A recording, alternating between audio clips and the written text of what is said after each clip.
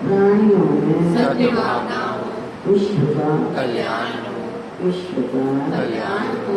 प्रेम से बोलना, फिर भी बोलना, चित्त की मृत्यु को प्रकार करके बड़े प्यार से बोलना, जन्मात्मा के ज्ञान को दूर करने के लिए बड़े भाव से बोलना। प्रकृति ने हमें दो हाथ क्यों दिए हैं? इसलिए परमात्मा ने सबको दो हाथ दिए हैं कि हम अभीष्ट लक्ष्य तक पहुंच सकें। अर्थात जिस कार्य के लिए हमें ये देह प्राप्त हुई है, उस देह के द्वारा जो हमारा वास्तविक लक्ष्य है, हमारा लक्ष्य केवल इतना ही नहीं कि खा पी कर सो जाना। ये तो पशुओं का जीवन है। ये क्रियाएं तो अनायास पशु भी कर रहे हैं। और जो व्यक्ति अपने काम से जी चुराता है, कर्तव्य से जी चुराता है, इसका अर्थ है कि वो इंसान नहीं, वो कमचोर है। घर में भी अधिकांश ये शब्द कहे जाते हैं कि जो काम ना करे ना, तो क्या कहते हैं माता पिता, अरे तू तो बड़ा कमचोर है।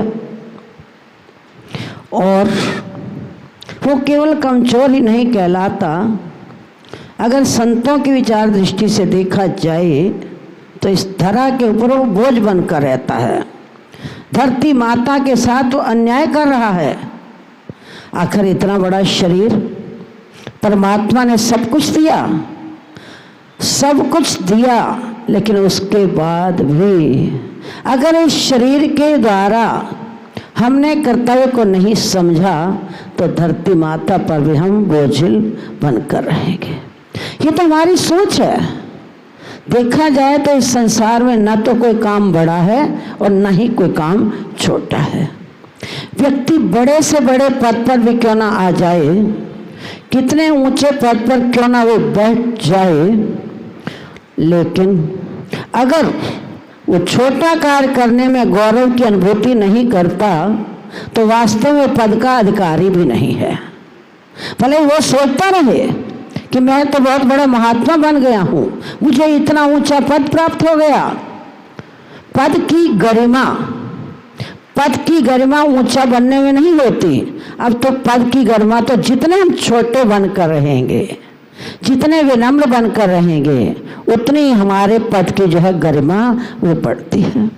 और जो व्यक्ति दूसरे को छोटा समझकर दूसरे व्यक्ति पर ऑर्डर चलाता है, उसके द्वारा अगर वो कार्य करवाता है तो उसका परिणाम क्या होता है कि वो ऊंचे कार्य के लिए सर्वथा अयोग्य रहता है। अर्थात कहने का अभिप्राय, जो व्यक्ति ये सोच रहा है कि गोबर उठाना छोटा काम है, मंदिर में फ्लश की सफाई करना छोटा, हम क्यों करें? हम कोई गरीब घर से हैं? हम गरीब घर से नहीं हैं, लेकिन दरबार में आने के बाद ना तो कोई गरीब होता है और ना ही कोई, ये तो मिथ्या ईमान है हम लोगों का कि अमुक खानदान से संबंधित, किसी का नाम नहीं लेना चाहिए, एक उच्च कोटि के महापुरुष, कई व्यक्तियों ने प्रयास किया उनकी जात पात पूछने का, लेकिन आज तक उनकी जात पात का पता भी नहीं।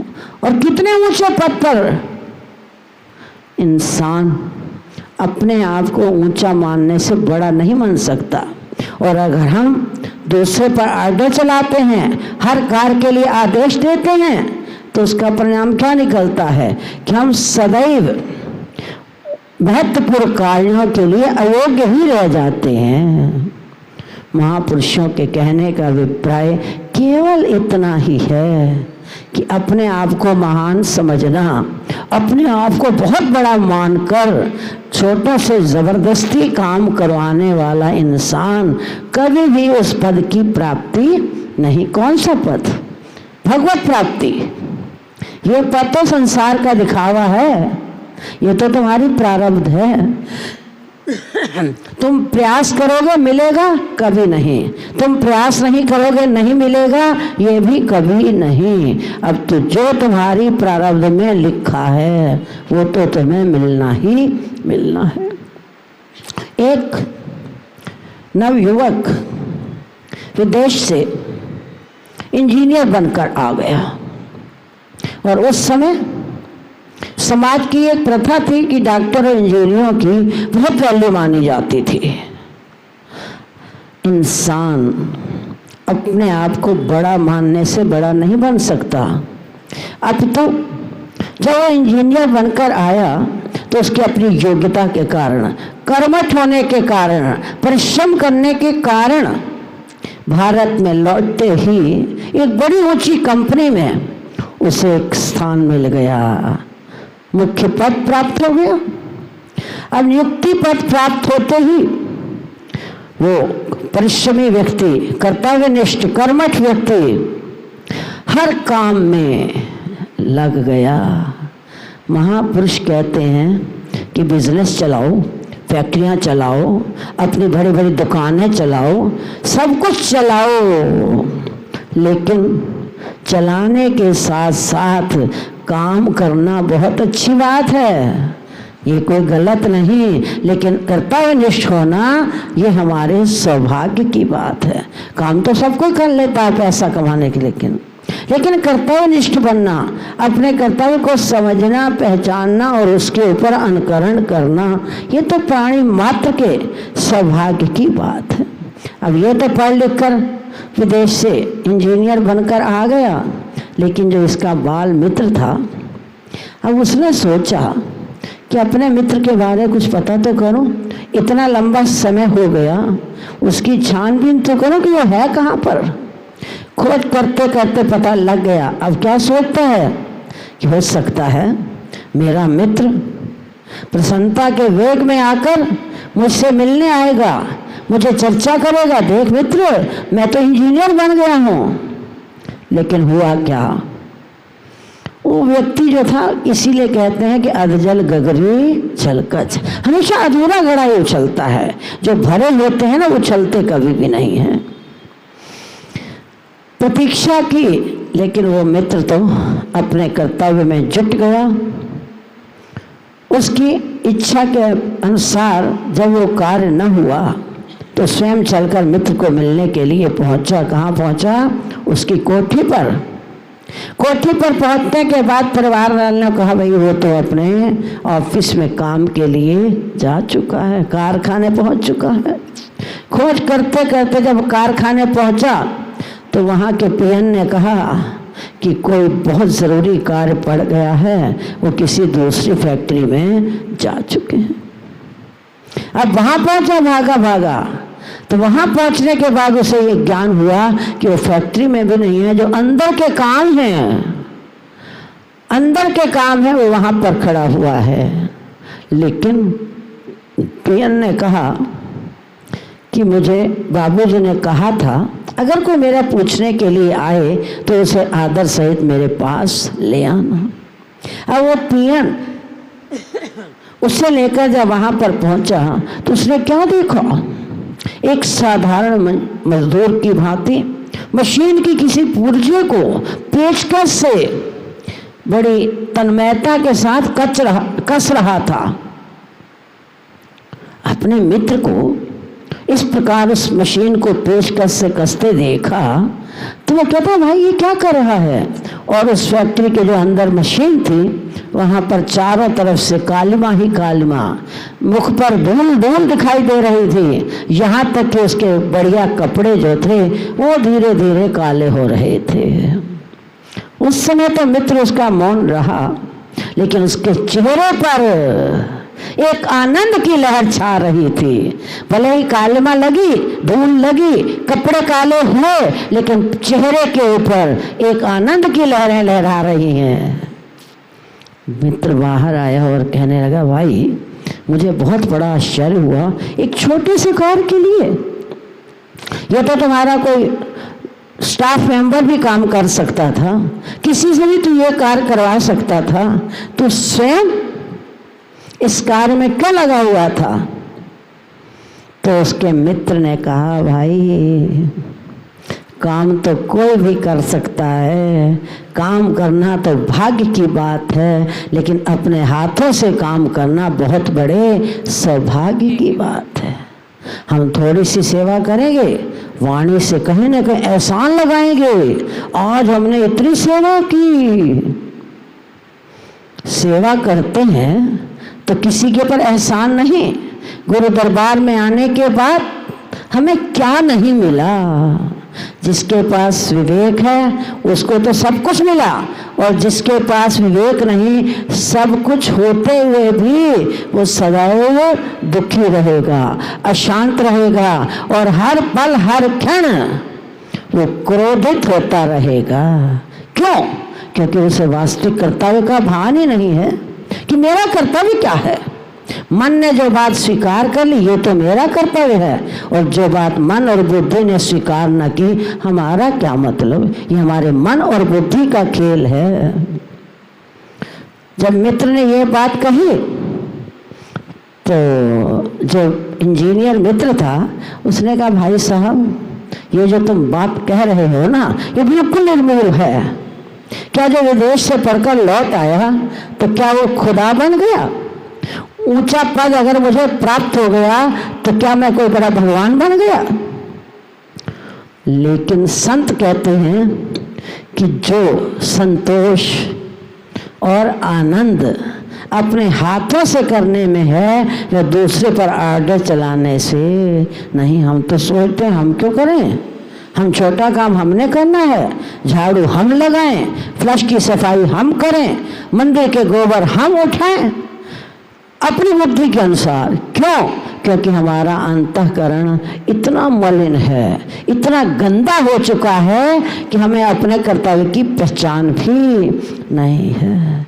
जब मित्र के मुख से ये बात सुनी, लज्जित हो गया, उसके चरणों पर गिर पड़ा और कहने लगा, भाई तुम्हारे जैसे संस्कारी और आचारनिष्ठ युवक जब तक हमारे भारत देश में रहेंगे, तब तक ये भारत देश की जो संस्कृति है, ये जो गरिमा है, भारत का गौरव है, वो सदा सदा जीवित रहेगा। हम स्वयं तो काम करेंगे नहीं, जिम पर जाएंगे। हम मोटे हो गए हैं, पतला होना है, जिम पर तो जाएंगे, लेकिन गुरु दरबार की झाड़ू पोछे हम नहीं लगाएंगे। क्यों? क्योंकि कर्तव्य को छोड़ा, उसका भयंकर दुष्परिणाम। जिम पर जाकर पैसे भी खर्च किए, समय भी व्यर्थ गंवाया, लेकिन उसके बाद क्या फल मिला? जब तक जाते रहे तब तक तो शरीर पतला हो गया, फिर जब जाना छोड़ दिया तो फिर धीरे धीरे धीरे धीरे हम पहले वाली स्थिति में आ गए। इसीलिए मित्र, सच्चा सुख तो इंसान को अपने कर्तव्य की पहचान में है। और जब तक हम अपने कर्तव्य को नहीं समझेंगे, कर्तव्य मानते हैं लेकिन मन मति और अपनी बुद्धि के द्वारा जो कर्तव्य को निश्चित कर लिया, बस वही हमारा कर्तव्य है। ये मन का खेल होता है। जब तक तुम अपने मन को समर्पित नहीं करोगे, मन की तो आदत है, जो बात मन को अच्छी लगी उसमें गुण निकालना शुरू कर, आदत पड़ जाती है मन को। हमें चाय पीने की आदत है तो चाय में बड़े गुण देख लेंगे, चाय पिएंगे, उसके बाद एक्टिव हो जाएंगे, योगा करेंगे, सेवा। ये मन का खेल नहीं तो और क्या है? क्योंकि मन को आदत पड़ चुकी है कि चाय पिएंगे तो हमें ताकत आ जाएगी, और चाय नहीं पिएंगे तो हमारे सिर में दर्द पड़ जाएगा। ये वास्तविक सत्य नहीं है। और इंसान जब तक बुजुर्गों के समक्ष अपने आप को समर्पित नहीं करेगा, तब तक बहुत कुछ करने के बाद भी वो सदा दुखी और अशांत रहेगा। उसे शांति की प्राप्ति नहीं होगी। मन ने जो कह दिया उसी में अटक गए, अनुभूति हुई, अरे हम तो बहुत शांत चित्त हैं, लेकिन फिर छोटी सी प्रतिकूल क्रिया घटित हुई, वहीं से हमारी अशांति प्रारंभ हो गई। संत कहते हैं, कहीं किसी शास्त्र में लिखा है शायद हो सकता है मैंने ना पढ़ा हो कि मन को राखे अपने पास, बोलो पूरा तो किया करो। तिस सेवक के कारज रस। मन को राखे अपने पास तिस सेवक के, है ऐसा शास्त्र में? जब नहीं है तो उस बात को समझो। सत्संग कथा कहानियों के लिए नहीं होता, कहानी सुन ली हो गया हमारा सत्संग। अब तो अगर दृष्टांत प्रमाण सत्संग में दिए जाते हैं तो उन दृष्टांतों के द्वारा, उन प्रमाणों के द्वारा हमें उस तत्व को समझने में बड़ी सुगमता प्राप्त होती है। लेकिन क्या कहते हो, हम चाहते तो बहुत हैं, क्या करें, मन नहीं मानता, मन कहना नहीं मानता। माफ करना, तुम कितनी लंबी चौड़ी साधना कर लोगे ना, फिर भी तुम ये मत सोचना कि मन को हमने नियंत्रित कर लिया है। तुम्हारी साधना से क्षणिक नियंत्रित होगा, लेकिन फिर जब प्रतिकूलता की हवा लगेगी तो फिर मन विषधर सर्प की भांति फन फैलाकर तुम्हें डसेगा। फिर तुम्हें कोई उस समय बचाने वाला भी नहीं है। और जो किसी की बात नहीं सुनता, बुजुर्गों की बात पर विश्वास नहीं करता, वो कभी भी उसका अंतःकरण शुद्ध हो नहीं सकता, क्योंकि विष को पीना पड़ता है। फकीरा फकीरी दूर है। हमने तो गाजर मूलियां समझ ली, सफेद कपड़े पहन लिए, मंदिर में बैठ गए, हम बन गए खुदा। जो आर्डर जिस पर चलाना चाहिए, हम चला सकते हैं आर्डर चला तो सकते हैं, लेकिन हम आर्डर सुन नहीं सकते हैं। और इस बात का विशेष ध्यान रखना, जो आर्डर सुन नहीं सकता उसका आर्डर दुनिया में कोई मान भी नहीं सकता है। पहले दूसरे का सुनना सीखो, फिर सुनाओ। सुनते नहीं हैं, सुनाना जानते हैं, तो कहाँ से तुम्हें सफलता मिलेगी? इस प्रकार जीवन में सफलता प्राप्त नहीं होती है। ना हंस के सीखे हैं, ना हम रो के सीखे हैं। जो कुछ भी सीखे हैं किसी के हो के सीखे हैं। किसी का बनना पड़ता है। जब तक बनोगे नहीं तो बनाओगे कैसे किसी को? पहले बनोगे फिर तो तुम्हारा कोई बनेगा। जैसा बीज बोओगे फल तो तुम्हें वैसा ही प्राप्त होगा। तो ये किन प्रकारेण मन का समझाना बहुत कठिन है। तपस्या से, जप से, अनुष्ठान से क्षणिक प्रभाव तो पड़ता है, निष्फल नहीं है, लेकिन जो सभी समूल वो कभी भी न, जड़ तो उसकी फिर भी बनी रह जाती है। और जड़ बनी है तो किसी भी समय वो पुनः हरी होने की संभावना है। इसे जड़ को ही काट दो। मन साढ़े आंखें नहीं लगदा, मन साढ़े आंखें नहीं लगदा, मन साढ़े आंखें नहीं लगदा, मन साढ़े आंखें नहीं लगदा। असी मन दे आंखें न लगिए, मन साढ़े आंखें नहीं लगदा, मन साढ़े आंखें नहीं लगदा। एक पल आसन मार न बैंदा, एक पल आसन मार न बैंदा, एक पल आसन मार न बैंदा, एक पल आसन मार न बैंदा। बिन पैरां दे टुरदा रहिंदा, बिन पैरां दे टुरदा रहिंदा। टुर टुर के नहीं रजदा, मन साढ़े आंखें नहीं लगदा। ए टुर टुर के नहीं रजदा, मन साढ़े आंखें नहीं लगदा, मन साढ़े आंखें नहीं लगदा। मन कभी भी तुम्हारा कहना इंसानियत से नहीं मानेगा।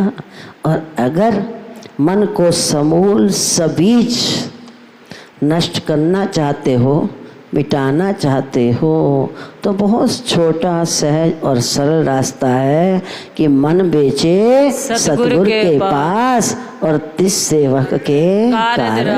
फिर उसे करना कुछ नहीं पड़ता है, फिर उसके कार्य उसके, क्योंकि साधना की जो पद्धति है ना वो बड़ी लक्षण है।